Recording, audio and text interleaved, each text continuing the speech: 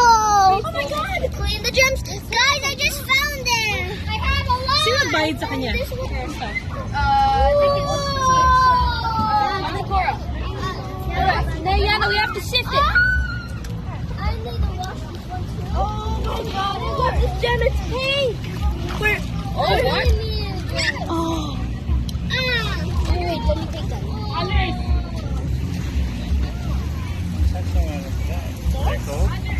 Gold.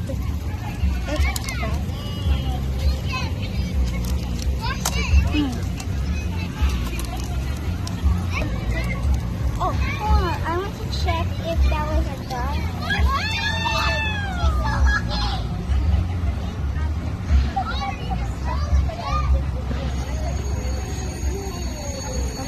No, I didn't buy it. Just see if I can break the pieces. Okay. And I just found the gold one. I just found the gold one. Here, where's the whole thing around? I found it on the video. I can't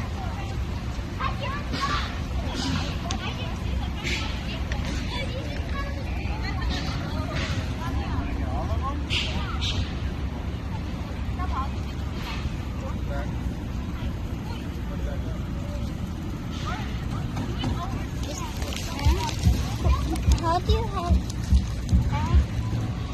Is there anything that can die? There's quartz, there's rose quartz, and there's This one. Mama, look. And this. Yana! This is a stone. I don't know. There's nothing anymore. In the packet.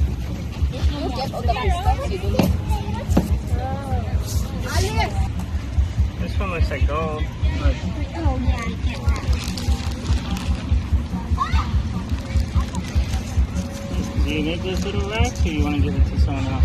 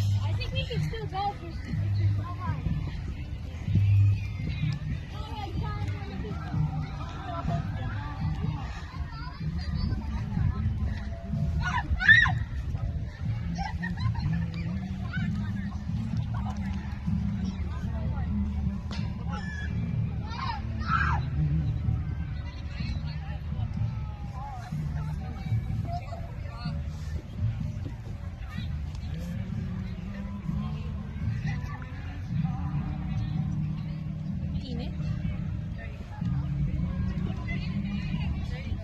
Kylo.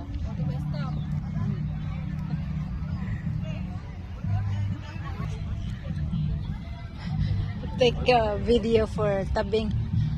Jennifer's sister. She has a YouTube video called Tabing TV.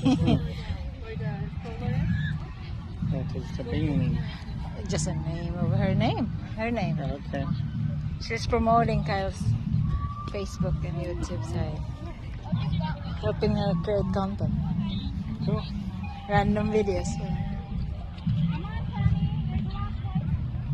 Time to go for the hard cider. Oh. You're still recording, by the way. Oh.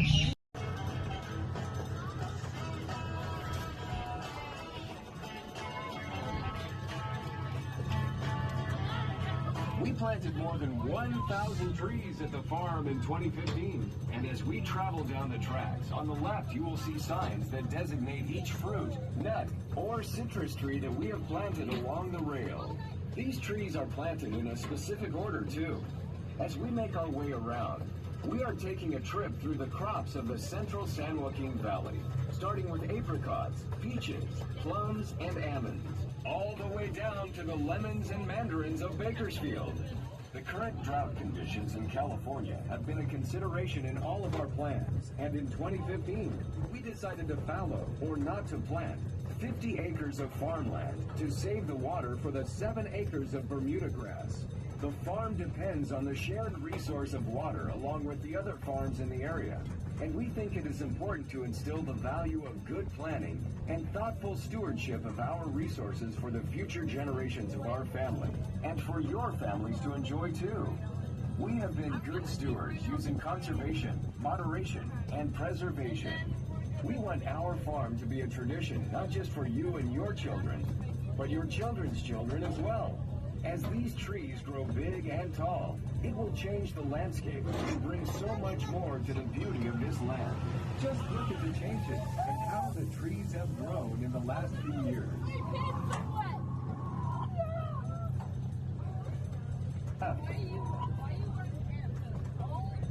In the mining town of Jackson, California, they say spirits come out at night. To your right is a panoramic view of Mount Diablo and the West Hills. Perhaps you've been lucky enough to catch a sunset while on our farm. If not, you might have to come again, as our sunsets and the colors in the sky are breathtaking. If you look to the fields on your right, you will see the cherries that we are growing for our new U Pig Patch. We planted the 15 acres of cherries a few years ago, and they will be ready to start picking in May of 2022. We are excited to offer U-Pig cherries to the public starting next May. Are you thinking about cherry pie now? We are. If you would like to be on a mailing list to be notified about when our U-Pig cherry season will start, please go to our website at www.dellossofamilyfarm.com and enter your email address. It will be another great family experience at our family farm. Back over to the left, you'll see our grove of citrus trees, a very important crop for California. Brought by Spanish missionaries originally, William Wolfskill, considered the granddaddy of the citrus business, grew hundreds of lemon and orange seedlings from San Gabriel Mission. Navel oranges like those planted on the farm came to the U.S. in 1873, a mutation from an orange tree in a Brazilian monastery. The U.S. Department of Agriculture obtained 2 cuttings and gave them to Eliza Tibbetts, a woman suffrage activist in Riverside, to see if they would grow. The trees produced an incredible fruit that was the key to the establishment of the California commercial citrus industry.